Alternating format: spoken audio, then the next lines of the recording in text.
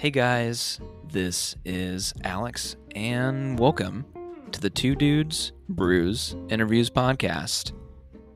On today's episode, we're talking about Tim Burton's 1994 biographical comedy drama, Ed Wood. If you like what you hear, consider subscribing to the podcast. Leave us a rating and review, and maybe even tell your friends about us. With that being said, we hope you enjoy the show.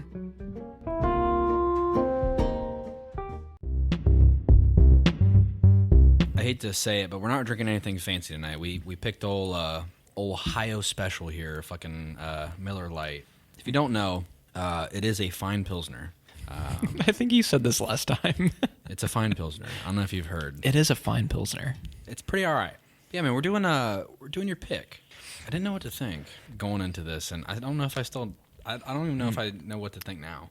Didn't you watch this today? Yeah, I started it Wednesday. Got about 20 to 30 minutes in, and I finished it up today. But after those first 20 to 30 minutes, I think I knew what I was getting into, so I wasn't too worried about finishing it up. But to me, I feel like I have a decent grasp on things, and I think a lot of my questions regarding the film are maybe like, why was this made? Like, what relationship does Tim Burton have to this era of Hollywood, to this quote-unquote, like, worst director of all time? I might be able to answer some of those. I figured you would. That's all I have right now. We'll expand upon that. We'll move through it. Yes, we are doing Tim Burton's 1994 movie Ed Wood, about the real-life so-called worst director of all time, Edward D. Wood Jr., which is a terrible name, in my opinion. Mm-hmm. It's kind of weird because I'm not the biggest Tim Burton fan. He had this small window of time where he made a few quality movies. Like, I'm a big fan of Edward Scissorhands, Beetlejuice, and then Ed Wood. And then the farther you get away from the 90s, God, like he did the Wonka movie in the mid-2000s, which I think you told me one time that you like. I fucking hate that movie. I don't even know if I like it. I just think it's interesting. It's not like fun to watch, but it's interesting to think about. Kind of just how the source material was so, I don't know, colorful and iconic. And the remake was like, had like a nice cool tone filter on every shot. Yeah, he had to throw up his Burton style all over everything. I think it's offensive because of what Johnny Depp did to the Wonka character. You think so? Yeah, because Gene Wilder was so great as Willy Wonka. I don't know. I'm not a big Johnny Depp fan, really. Yeah. Okay, well, so saying that, what relationship do you have to the actor in this role? I don't... Him being in this role? Yeah. I mean, I think it's his best role, in my opinion. I mean, like, what roles that Johnny Depp has done? Like, what do you think is name a good one? Captain Jack Sparrow. What? No, he's entertaining as that character. I actually think him as Willy Wonka is genuinely impressive because I actually think you forget that it's Johnny Depp. Like, I think he certainly doesn't look like him. When you line up his face and you're like, oh yeah, that's the same guy that played Captain Jack Sparrow, it doesn't really make a lot of sense in your head. I think Johnny Depp as a person doesn't line up with that character at all. I don't know. I think, not to say that like the remake of Willy Wonka is a good movie. I just think Johnny Depp has a little bit of range. I'm not saying like his movies are great. Like, I don't hold the Pirates of the Caribbean film franchise as some like coveted, beautiful film saga or whatever the fuck it is franchise now. But I think the first one's good. Yeah, exactly. Hell, I think the second one's good too. The second one at the time was on par with like Avatar as far as like CGI goes, like the Dead Man's Chest. Oh yeah, you know what I mean. Like, just I think I saw that in theaters. Like, there's so much going on there, but not to get too far away. But Johnny Depp as an actor, I think outside of like the pop culture of recent news buzz, TMZ, everywhere in your face with Amber Heard trial, I think he's like a interesting guy. I don't disagree with that. I think where I'm coming from is that I always look at Johnny Depp as being the guy that plays wacky character, a lot of makeup, like weird costume, and like the performance will be praised because of that, but like not the performance itself. I think the reason why I like him in Ed Wood so much is that he's playing much more of a real person. I mean, quite literally, and you know, stylistically as well. Okay. That's fair. It's a fair assessment. Now, when I think about Johnny Depp, I don't really think about him as a favorite actor or really even like an actor I would think about being casted in films. Like, I don't, when I hear a film get announced, like from some of our favorite directors, I'm never like, oh, I'd love to see Johnny Depp do that. He doesn't, he doesn't exist in that realm for me. I just think that he's been around for a long time. And I think he kind of like, he's somewhere in between the Tom Cruise, Brad Pitt, Leonardo DiCaprio, and somewhere in between like Daniel Craig, like Tom Hardy. He like exists in this kind of in between of like top 5 and like top 25. You know what I mean? He kind of just, he's like, his name is recognizable, but his roles are never like profound or dramatic. They're just kind of like, eh. Yeah. I don't think I'd ever be more likely to go see a movie just because his name is like on the marquee for it. He is like a wacky guy. He plays wacky roles. When I think of Tom Cruise, I think of like action blockbuster. You know what I mean? But he's Tom Cruise. Like it's fucking Tom Cruise. Okay. Mm-hmm. It's fucking Tom Cruise. I don't even know if I like the guy, but it's fucking Tom Cruise. Okay. I don't like the guy. Yeah, exactly. But it's fucking Tom Cruise. Like, if you met Tom Cruise, your fucking balls would go in your chest. He sells tickets. He's a star. Correct. I don't know. Are you, like, big into Tim Burton at all? Like, do you feel any which way about any of the things that he's directed? Did he direct Coraline? He did.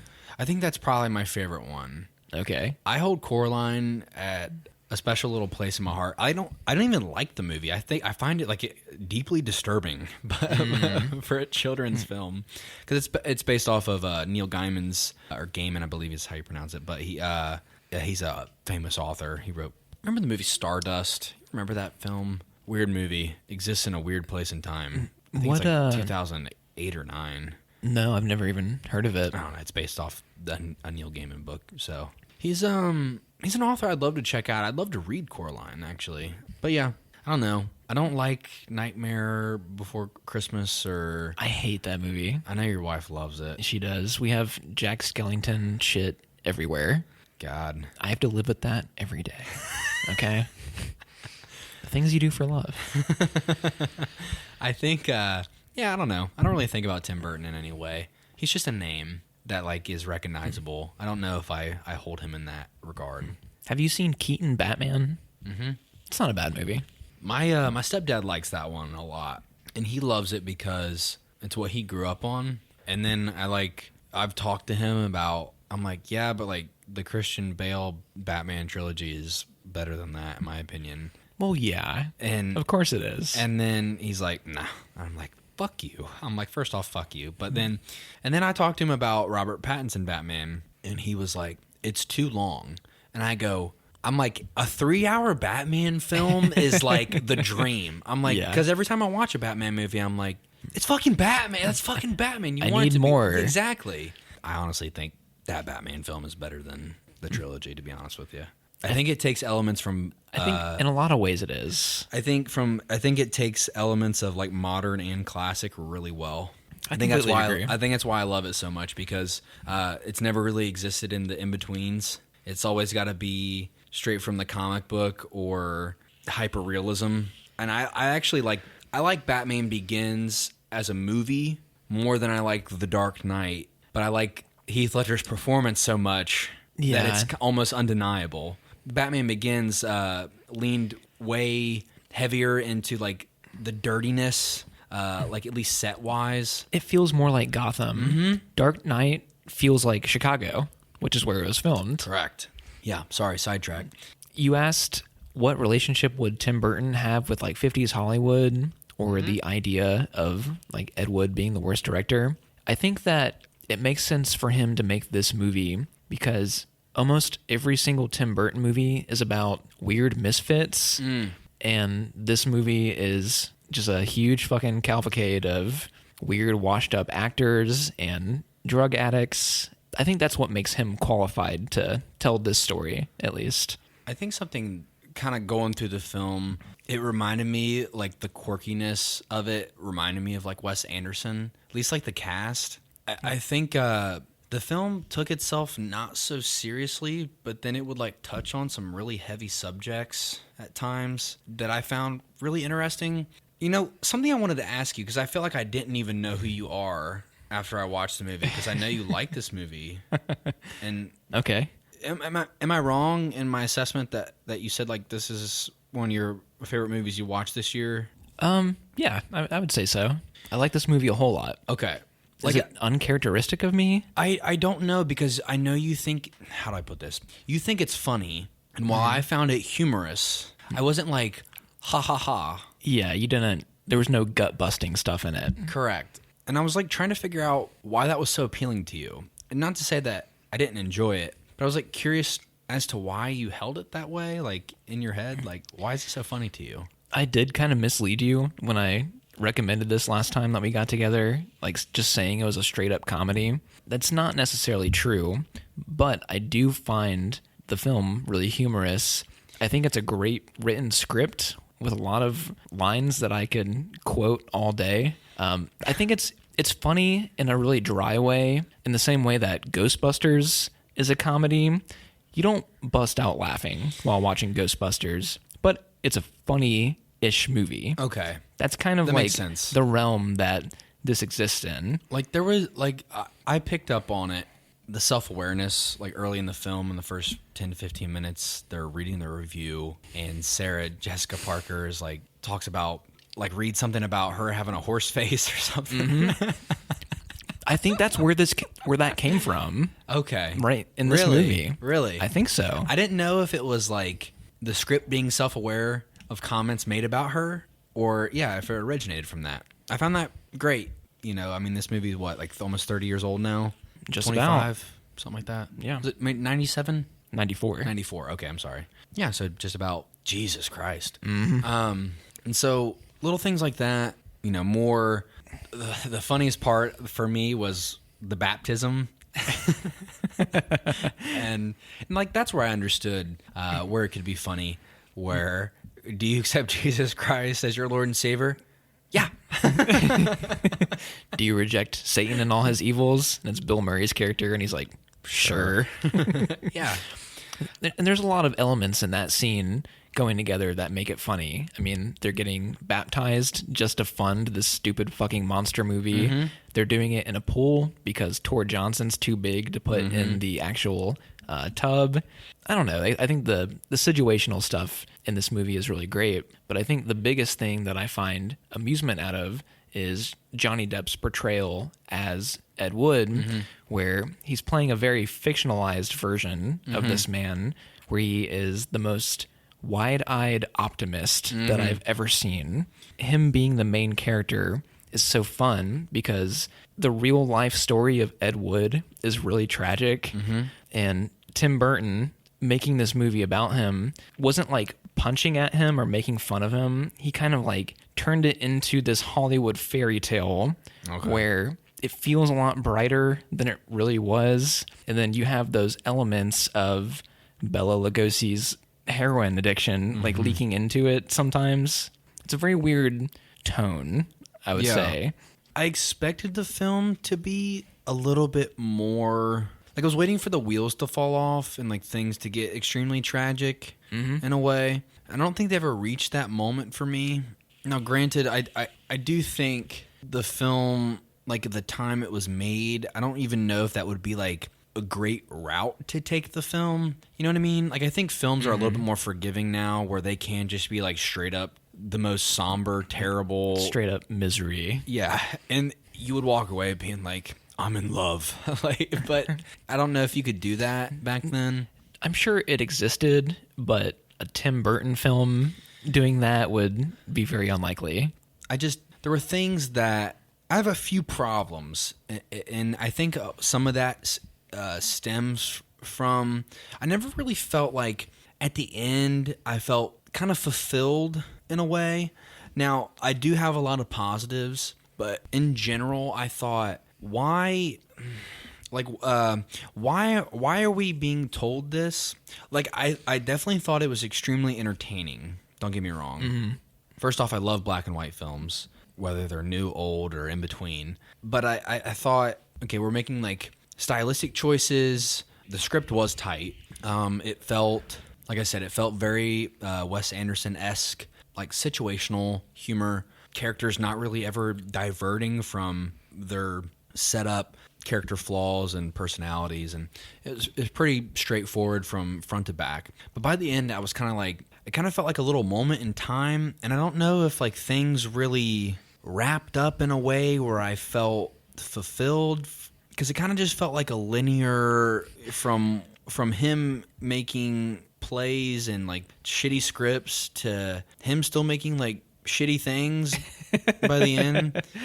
I don't know where the in between was fun, but I never felt like there was a lot of purpose behind it. I mean, I think I agree with you. It's a biopic that doesn't really go through his whole life. It's really just a snapshot of starting with his first film leading up to the movie that he is remembered for, which is Plan 9 from Outer Space, which, historically speaking, when that came out, nobody fucking saw it. Like, it was a piece of shit exploitation B movie that, like, probably was booed at theaters and nobody cared about it. Nobody liked it. It wasn't until, like, the 80s where somebody wrote a book about the worst movies of all time. It was called the Golden Turkey Awards, and they listed Ed Wood as the worst director of all time and Plan 9 from Outer Space being the worst movie of all time. And that kind of brought this new generation of fans. And I think, I can't say that like this is a story that's really important to tell.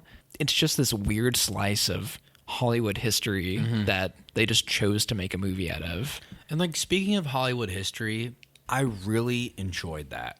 Oh yeah. Like, forgive me, I don't even know the name of the ride, but at Universal Studios, my fondest memory is like the Hollywood ride. It's like just like a sitting train ride, and it takes you through like old sets, and it has like fucking pre-recorded audio, and like it's very there's actors on there too, right? Yeah, it's fucking awesome because it that's like golden age, like people slinging money around and like dial, like the circular dial phones, like people ringing up to their secretaries. And I don't know, it kind of has like this Vegas kind of feel to Hollywood, you know what I mean? Like things feel so, there's like this negotiation that is so tied to it. Like it's so much more like organized crime feeling, you know what I mean? Like it's something that like I don't really think exists in a way like today. Like I think when you think about films today, I don't really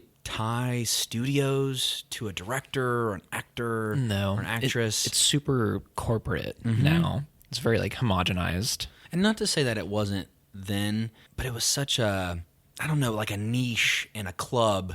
And like there are negatives to that as well. But I do think it's like somewhat nostalgic. Not even to say that I can hold that in my head like I know what's going on, but it feels otherworldly and historic, and that's really exciting. And I loved being on set, like feeling like I'm on set in the film. Like that's really exciting to me.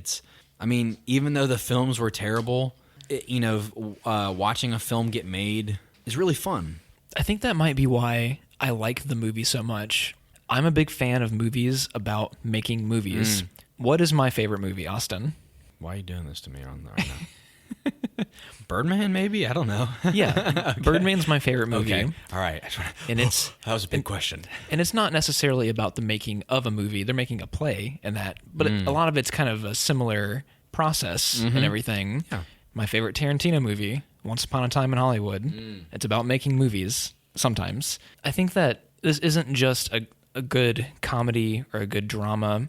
I think it's a great look at how hard it is to make a movie. It's all about the pitfalls of being an independent director as well. The process. You're watching the process. And that's the entire film. It's just one dumpster fire after another of them trying to fix the issue at hand, especially like in the middle to later half of the film. I'm going to go out on a limb and say that I think the film might be a little too long. I agree. I don't know if that's actually because it's too long per se, but I think that the movie doesn't have much of a narrative thrust. Like it's kind of the same tone, same pace for the whole 2 hours. And I think that might be my issue. By the end, I didn't really feel like there was a lot of arcs throughout. Like I think it was really just, I don't even know if you would even consider it subplot, but like Lugosi meeting him and to his death felt like an arc, but I never really felt inexorably tied to the character. You know what I mean? I think a lot of the character was shown through interactions with Ed Wood and his perception of him, where you could make it like misery fest. You know what I mean? Like leaving that character alone. I think all of the interactions with the character, like Ed had to be present. You know, it always had to be him on screen, and rightfully so. It's his fucking movie. But I don't know. Like the movie kind of takes itself not so seriously in that way, but then like will litter that stuff in. I don't know if it's like some masterclass of display when it comes to that aspect of the film. Probably not. No. But I like it, but I want a little bit more. It took me a while to figure out like, oh, he's like, I couldn't figure out what the scars were because I didn't really understand the character quite yet because he was so tied to Dracula. And it kind of felt like he was somewhere in between make-believe and him as just a person. And I couldn't tell him, like, is he like cutting his wrists, like to drink his own blood? Like I couldn't figure that out. You know what I mean? It was such a brief shot of him getting his arm powdered up with makeup and shit.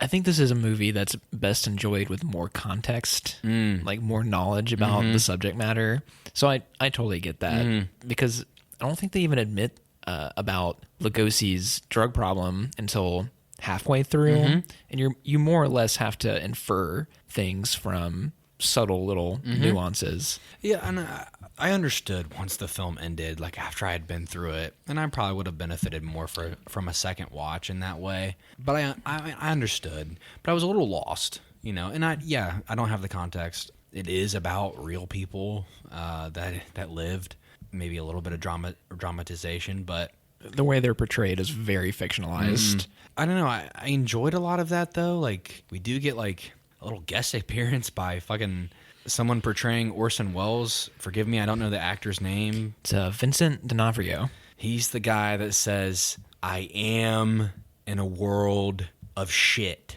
What is that from? I've heard you say that before. I say it all. I used to say it all the time when I worked at Domino's. It's fucking Jesus Christ. Are you talking about the actual actor or the man that dubs his lines? Because it's not Vincent D'Onofrio talking in that scene. Is it Orson Welles? No, they had someone come in and ADR over someone with a voice that sounded like what Orson Welles did sound like, but Vincent D'Onofrio looked like him, so they just combined him. Okay. The voice is actually, you ever heard of Pinky and the Brain? The guy that voices the Brain voiced Orson Welles in this scene. What's that movie called? Full Metal Jacket? Yeah. Yeah, that's what it is. Sorry. I almost said fucking Tropic Thunder. That'd have been way off. It's a good movie too. I think it's the best. But, you know, little things like that. I enjoyed like him meeting with one of the like shitty the like producer executive guy that like helped him. Like he walked in and he's eating a fucking hamburger on his desk. He's like, fucking sit down. And I don't know. He's on the phone being a dick, and he's like, "Oh yeah, well screw you." It's such like a heightened, stereotypical version of a character like this. I think that guy's scenes are highlights for me, just because he's so over the top. Yeah. If I ever see you again, I'll kill you. Yeah. Stuff like that's really charming. It can only exist in a film like this, and if it is outside that context, you'd be like, "This is some of the worst acting I've ever seen." Yeah. I think that Burton is kind of replicating what a 50s movie is through the performances, the style, like all that kind of stuff. Yeah, it's a good way to put it. Like, you know what's like the movie Joker with Joaquin Phoenix. It completely like disregards the in-between showmanship. Like, do you remember De Niro's character Murray. He, when he's when he's portrayed on the TV, it's the Tonight Show host, and when he meets him backstage, it's such more relaxed, laid back. It doesn't have the quote unquote razzle dazzle. That's like completely missing from this film. That laid back. And that's perfectly fine. Obviously, it's omitted for a reason, but it is a display of what you would think would happen. It's so hyperbole. Everyone's got this 50s like chipper personality, especially Ed Wood, like this G golly kind of thing. Like, oh well, did you hear? Like the talk, like the very fast talking. I get humor out of stuff like that. I don't know why. I have a question. Okay. I don't know if I really understand the second love interest. I don't understand some of the choices made. Why does she have to look exactly like Sarah Jessica Parker's character? Why does she have to dress just like her? I think she wears a sweater like the first time they meet, like that looks exactly like, I think it's the exact same fucking outfit. I kind of wonder if these two are love interests because of Ed Wood's fascination with Angora, like the fabric, because that's what the second love interest, he strikes up the conversation with her about her sweater. And a big issue with him and Sarah Jessica Parker's relationship was that he was stealing a sweater that was just like that. Mm-hmm. So I think that might be the tie-in. Okay. In terms of looks, I don't know if these are like accurate portrayals of these people. So I have no idea. Okay. I just found it curious as to why they looked exactly the same, like same wig, you know what I mean? Like blonde, shoulder length hair. Yeah. Cut bangs. I don't know. I just found it interesting as to why that choice was made. I know it adds like a iconography, to a love interest, but I don't know. I found it a strange decision. It's not odd outside the context, but if you did that today, it'd be so weird. If a Hallmark movie did that, you know what I mean? It'd be so fucking weird. I don't know. I mean, maybe Ed in real life had a type, and they really just casted these women because they looked like who he was with. Speaking of his second love interest, Kathy, played by Patricia Arquette, a.k.a. the villain in Severance, I think story beat-wise, Kathy is so much less interesting than Sarah Jessica Parker. Mm-hmm. And I think once SJP leaves the movie, like her presence is really like missing. I do. Yeah, I liked her interactions on set with I can't remember her name. Forgive me, but like the brunette that steals her role. I think her name's Loretta King. Yeah. I don't know. I love the tension in between, like feeling like they weren't even acting. You know what I mean? Mm-hmm. I enjoyed that. And then, hey, speaking of Severance, little side note, I watched a video on Severance today, and the title was Lost Meets Anti-Work. Does that seem like an accurate description to you? I've never seen Lost, so I don't know about that aspect. And then the anti-work thing, maybe? Okay. I think the show is too early in its development to really say what's happening. I want to watch it soon, really bad. It's really fucking good. Does it all take place in the office building? No, you get to see him at home. Okay. But he's playing like two different characters because at work, he only has work memories, and then at home, he only has home memories. Like, he doesn't remember what he did at work, so he's like a different person in both environments. It's very cool. Okay. I'm very interested in seeing it. I was even more interested in seeing it after I found out that Ben Stiller is the lead director. Yeah, and the cinematography is really fucking good. Christopher Walken's in it? He is. Okay. John Turturro? I'm down. Yeah, it's awesome, dude. I'm gonna check it out soon. I gotta finish Breaking Bad. I want to start Better Call Saul again, but I think I'm gonna have to sideline it for a little while. You gotta hold it off, man. I'll put. Oh God, I want to watch it. There's a lot of great shit out there. I want to watch it again so bad. You have no idea.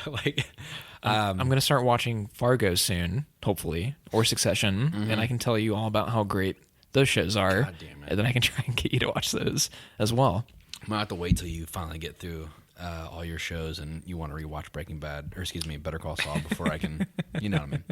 Yeah. Anyway, I don't know. I think there was like some really fun shit going on, especially like towards the third act where like the church gets involved with the production. I really found This is all true, by the way.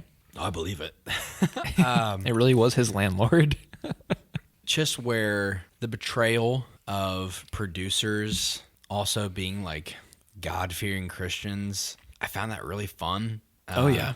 I think there was a little bit of some, how do you put it? There was like some choice dialogue said, and especially like just the way they acted in regards to thinking they knew everything. I found that really fun. I don't know, and I think just the situation itself was like, how?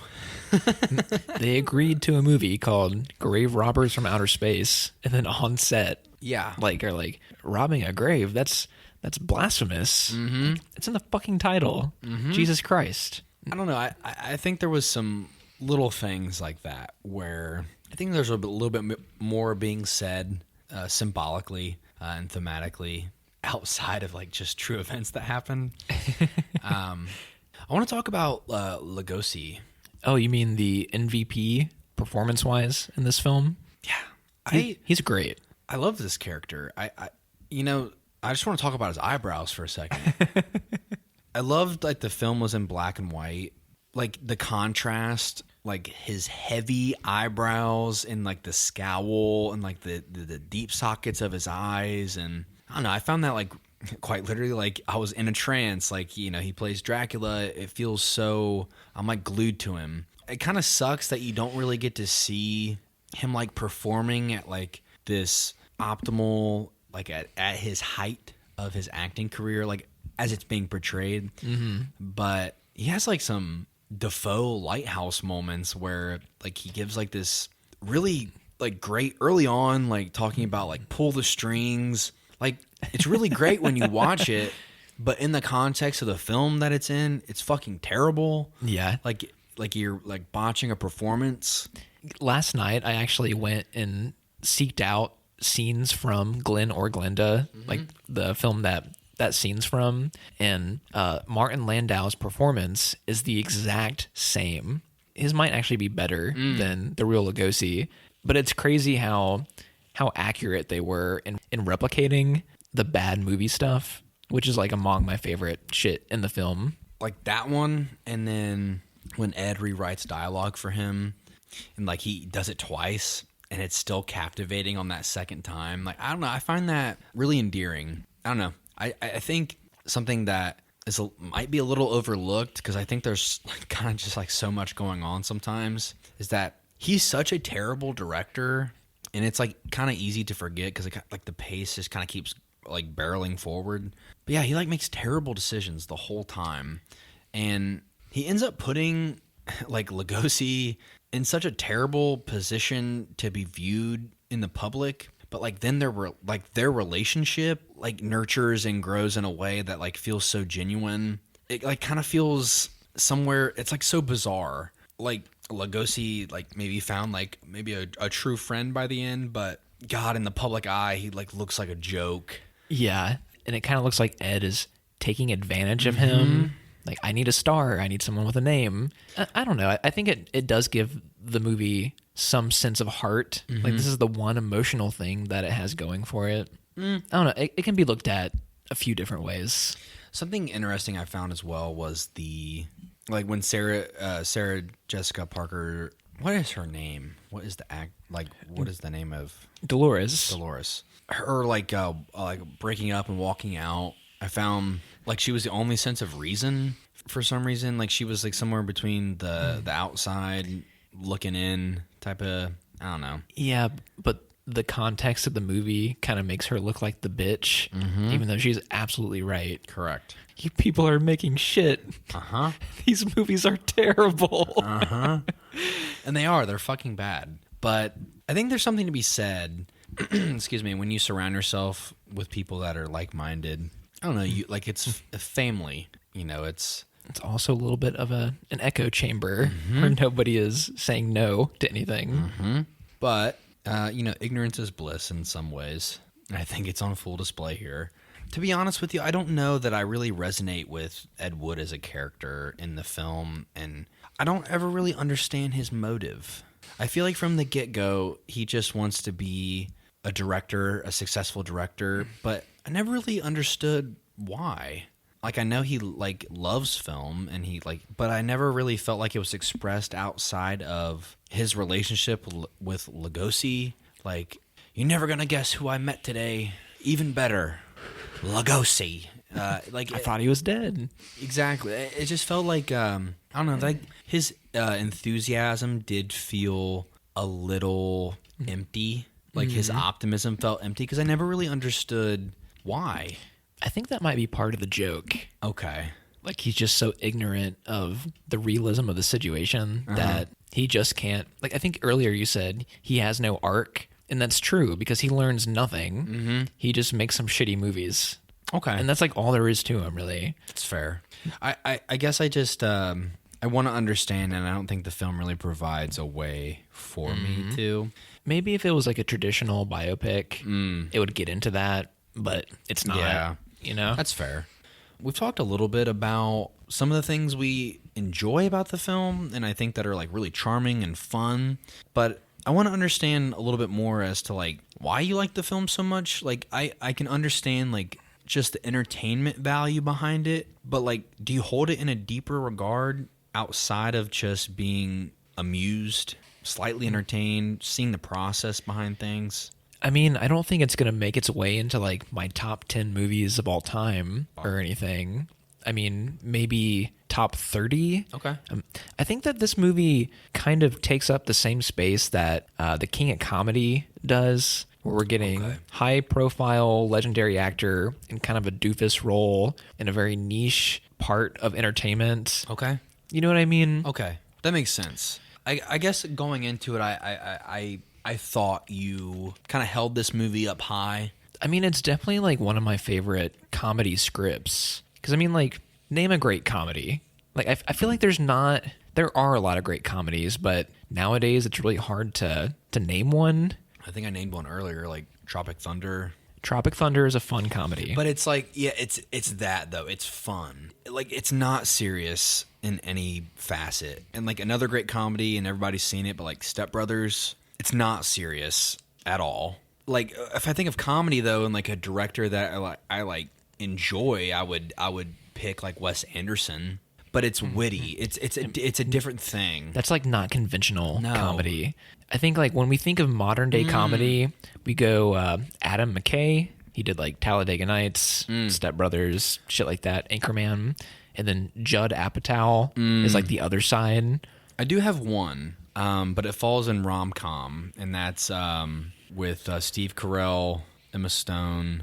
Crazy Stupid Love. Crazy Stupid Love. Yeah. That movie's fucking hilarious. I think that movie has a lot of funny moments. But I think like comedy, it's usually relegated to like everybody being a dumbass or being really crass or crude. Like Judd Apatow movies where Meet the Fockers or some shit. Everybody's being told to improvise. Like, all right, we're turning the cameras on, be funny.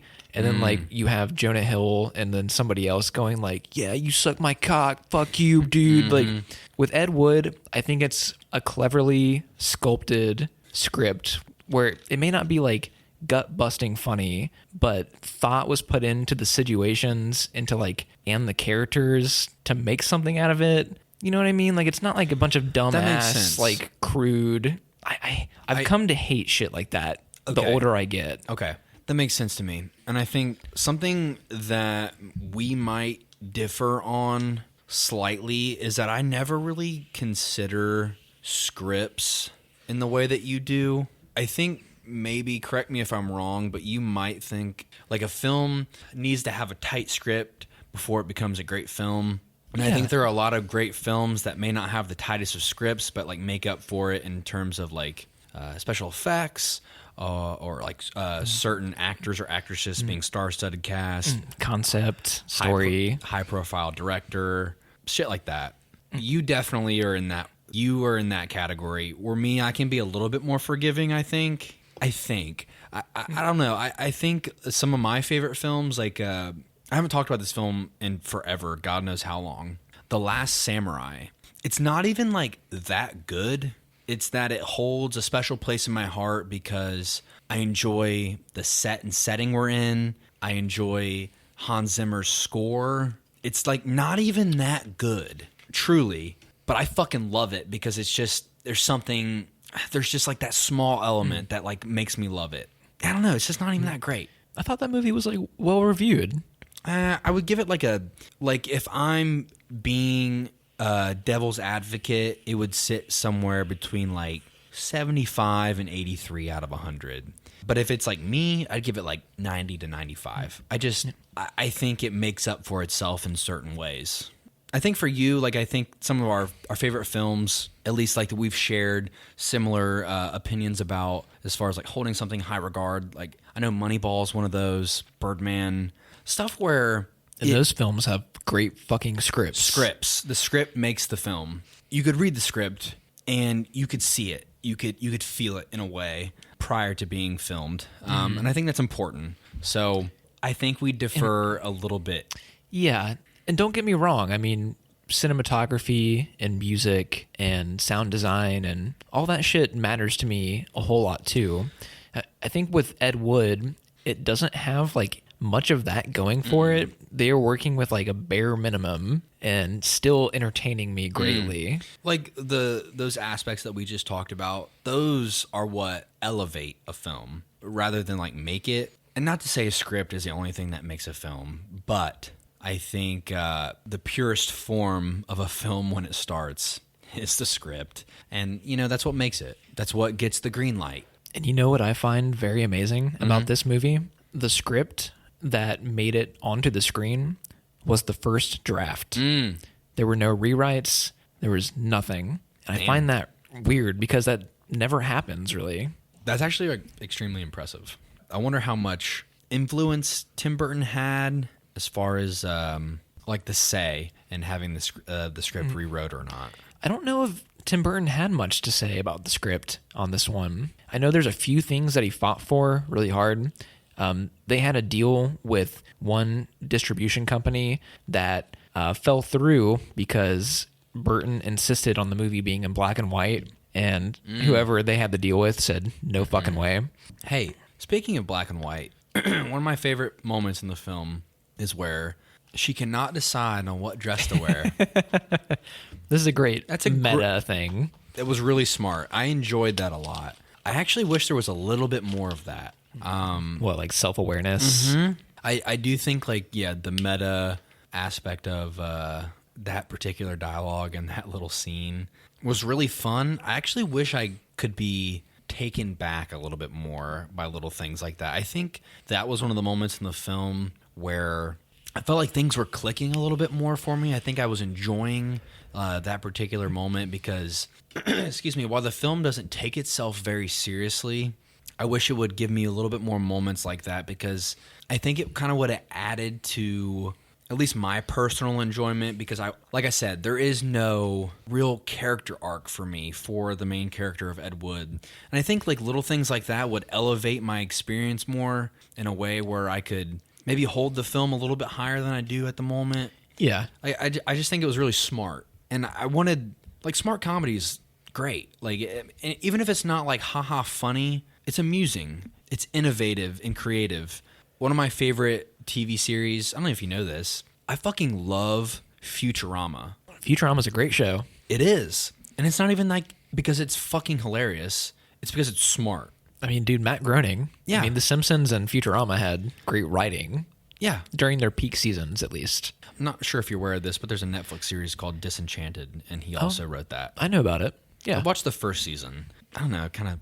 I wish I would give that series a little bit more time. I think it's just like the set and setting for me a little bit. But anyway, you know, smart writing like that, I enjoy that. I want a little bit more. And I think, like you said earlier, context is probably really important.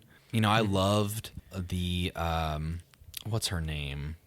Other Dracula lady. Vampira. That was awesome. Yeah. Go look up a photo of the real one. Oh, I know. I think most of the casting decisions in this movie are like immaculate. Mm-hmm.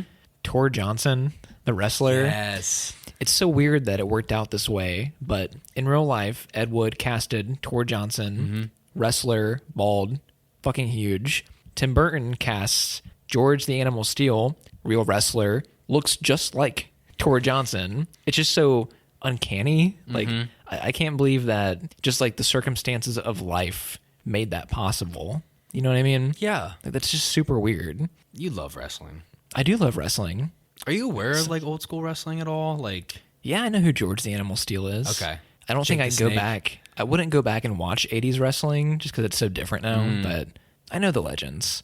Can I say that this film introduces its characters in a way that perfectly encapsulates what that character is?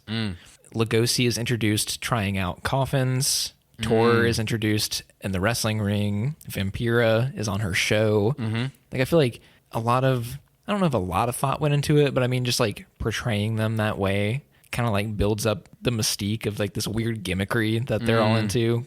Chriswell on his like psychic show, he does the intro for the movie. dude, hey, I wanted to talk about that. Dude, like the cold open for the film is fucking great. I was like, oh, I'm in for something here. There's something going on here. Like, it was a great homage. The first 3 minutes are like perfect. Yeah, it's like, dude, that opening is like 4.5 minutes long before you get to Ed Wood on the street in the rain. All the cast on the gravestones, and like we're getting the flying saucers and the octopus in the water. And did you notice that when it does the tracking shot through the Hollywood sign, we're going through like one of those like mini sets? It's a great shot that seamlessly ends up like with a real shot in front of a real building. But then that mini set that we see in that shot is the same one they use for Plan 9 later. Yep. And I think that's really fucking cool. It's the small things. Tell that to my girlfriend. I don't know. I think stuff like that is really fun. I don't know. I'm glad I watched the movie. I think you should have given it more time to seep in. Day of watching is tough. I don't know. I'm gonna be 100% honest with you. I think it was cool and fun, but I don't know that I don't know if there's enough there for me to be like, Well, not like in terms of like dissecting something like very complex and deliberate. I think 3 days or so is like a good, I don't know, like for me personally, when I watch something like the night before a podcast, like I struggle. I'll watch it once 2 weeks before, and I'll watch it once like 2 days before, and then that's usually like where I'm coming from. okay. I don't know that I would change a whole lot opinion wise if I would watch it again. I think the film is beautiful. There are some really nice shots, particularly like early on, Dolores is behind like some sort of like silk curtain. You know, her silhouette's being cast on the curtain itself. Like, again, the opening shot was beautiful. Lugosi calls Ed over for the second time when he's having trouble with drugs. Everything's shot at like a Dutch angle, so it's like ultra disturbing compared to like everything else in the movie. Like the gun in his face, stuff like that. I enjoyed like the tracking through the like scare house or whatever it was called. Stuff like that. It was really cool. That was like the most Burton-esque moment, like the over-the-top animatronics and shit. One of the things that bothered me, and I did catch, like, where did their cotton candy go? They got in they were carrying cotton candy. It was our continuity era. Continuity error there, yeah. Their cotton candy disappears. I'm like, hey, where's their fucking cotton candy? Because when I saw the cotton candy, I'm like, God, dude, cotton candy, it's the best. So good. Of course he did. Oh, cotton candy's the best. Do they get on the ride with it? No, it's without it. They walk up with cotton candy and they get on the ride. The next scene, or the next shot is cut with them walking onto the ride. Cotton candy's gone. Hey man, you can't take food on the ride. It's against the rules. Bro, pissing me off. You got to eat your cotton candy before you get on the ride.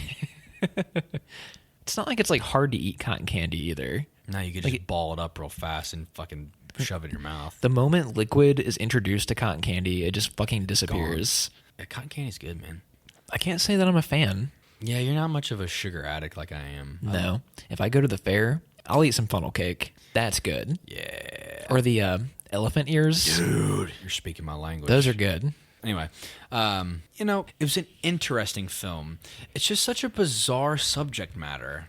I think that it was really ballsy that in 1994 they made a movie about a cross-dresser and like transvestites. We didn't even talk about that. No, like we can talk about it. I think that was ballsy as shit. Yeah, we're talking about it. It is really crazy. I read about walkouts when the movie was in theaters. And this movie was a terrible failure. It fucking bombed like shit at the box office. Yeah.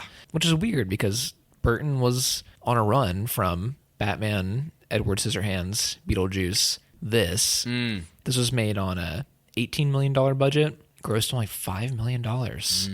That's a huge failure. Yeah, it's pretty bad.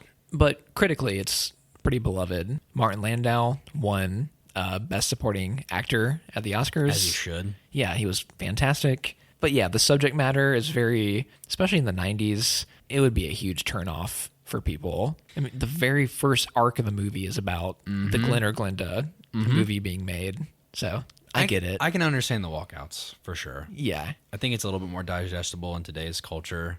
I actually think that like that plot gets sidelined pretty quickly and it kind of becomes forgotten. I do think it's hilarious that he talks to Ed Wood talks to Orson Welles while cross-dressing. I think there's something to be said there in that scene. Oh, that never happened, by the way. No, yeah, I'm sure. I hope not.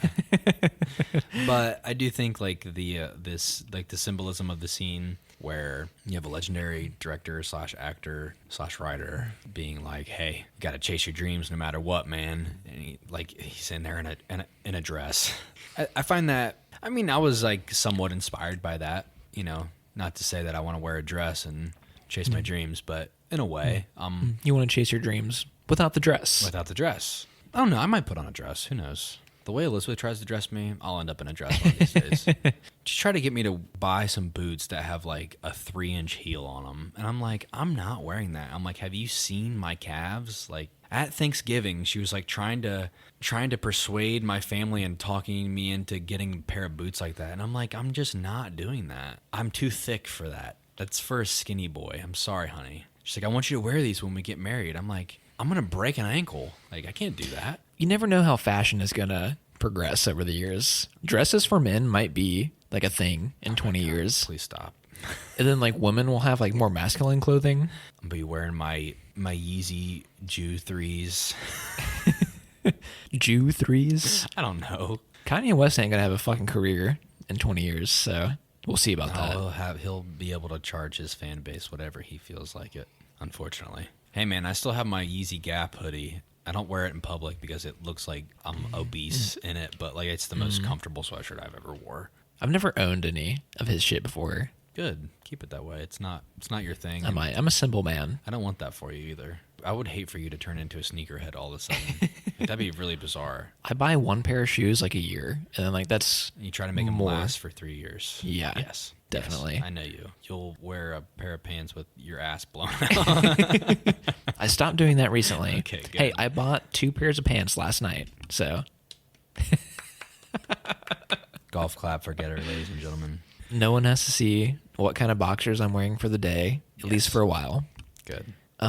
In terms of the movie, I don't know if I have a whole lot more to say that wouldn't be backtracking. So we can get into like ratings, how we felt about it. You can go first if you want to on that. Yeah.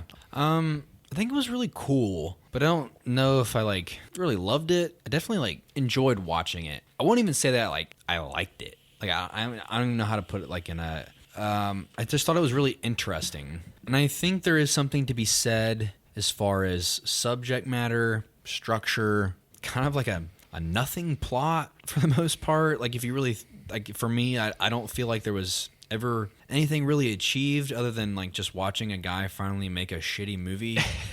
The characters don't learn anything. Like things happen. He feels dissociative in some sort of way.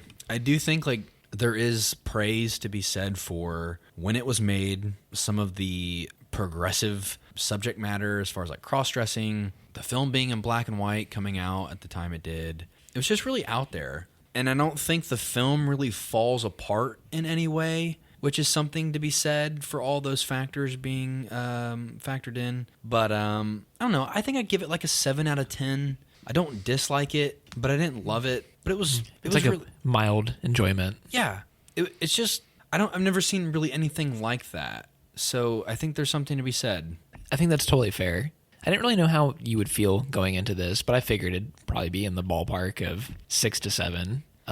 As it goes for me, Ed Wood is one of my favorite comedy scripts. I love the cast. I love the subject matter that it tackles. As I said before, I love movies about making movies, and I think this is one of the best in that realm, in my opinion, at least. I'm going to go with an 8.5 solid 8.5. I think that's completely fair as well. Not quite a 9, not as low as an 8.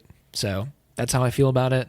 Austin, if you would do me the honors here and let me know about this movie that you're very excited about recommending. You know, this isn't even like a favorite film of mine. It's not even a film I've like really thought about recently up until I like for some reason just got a fucking hankering to watch the movie, and I did.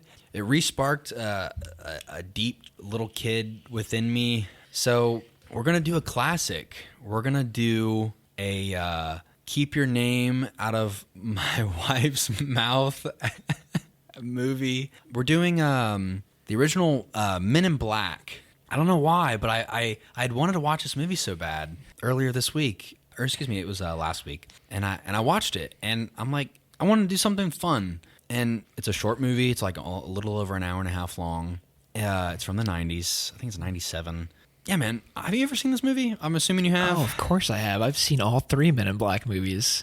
And we'll talk a little bit about the relationship to the film with the other two. I think I actually passively watched this a month ago. My friend Nathan was over early October, and Olivia put on a movie randomly in the background. And we were all talking over it, of course, because we've all seen it a million times, but it was Men in Black. And I think it's a stone cold 90s blockbuster classic. It's a classic, dude. I want to talk about it. Like it's a tight movie. I think it'll be really. I'm really excited. Like it's been a while since I feel like we've done something iconic, and I think this movie like stands the test of time really well. We kind of have been sitting in like a niche category for a while. What was the last iconic thing we did? Avatar. Yeah, I don't even know. It's been a long ass time. It's not even iconic. It's like in terms of like it's almost too popular. It made a lot of money. Like those kind of movies. Yeah, that's probably the last one, if I had to guess. I think that was like early fall. It was way before that. Really? That was like spring of this year. Really? Mm-hmm. Yeah, you're right. I bet that was around April. You're probably right. Yeah, we have been sitting in that fucking weird moment, but I don't know. It's a fun one. I'm excited. It'll go short, I'm sure, but we'll have a lot to talk about, and I'm excited. We'll see Vincent D'Onofrio return as a disgusting Hilljack man. He's the best, dude. Oh, great performance in that movie. Sugar. And water. All right, that's enough. I don't know. It was fun. I enjoyed the film, and that's saying something. You know how I feel about them damn cross-dressers. Anyway, that's all I got. Get her if you could do me the honors. Adios.